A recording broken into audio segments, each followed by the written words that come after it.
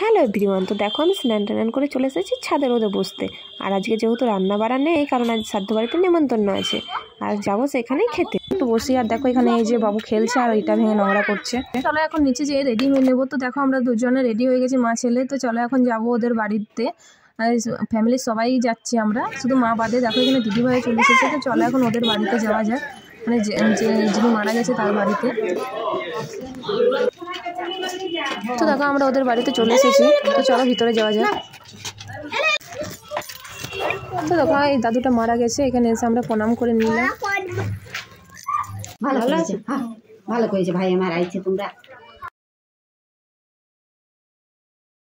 তো দেখো এই যে এটা দাদুর স্ত্রী আমাদেরকে বসতে বলছিল।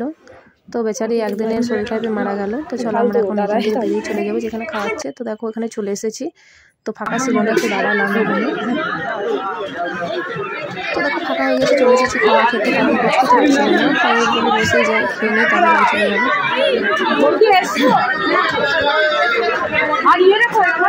তো দেখো আমরা বসে গেছি খেতে 4 জন মিলে, আর বাকি সবাই ওই সাইডে বসেছে। তো দেখো এসে পড়ে দেখছি সিঁড়িঘরটা একটা বিড়াল বাচ্চা আটকে ছিল।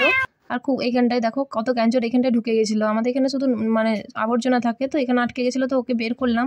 তো 3টে বাচ্চা আছে, কিন্তু ওদেরকে নিয়ে গেছে আর একে নিয়ে যায়নি। তা ভাবলাম থাক, এখানে ওর মা এসে নিয়ে যাবে। তো দেখি কি করা যায়। তো ততক্ষণ আমি বিড়ালটাকে সেফলি কোথাও রাখার ব্যবস্থা করি। আর তোমরা আমার যদি ভিডিওটা ভালো লাগে তাহলে চ্যানেলটাকে সাবস্ক্রাইব করে দিও। দেখা হচ্ছে নেক্সট ভিডিওতে। চলো টাটা, বাই বাই।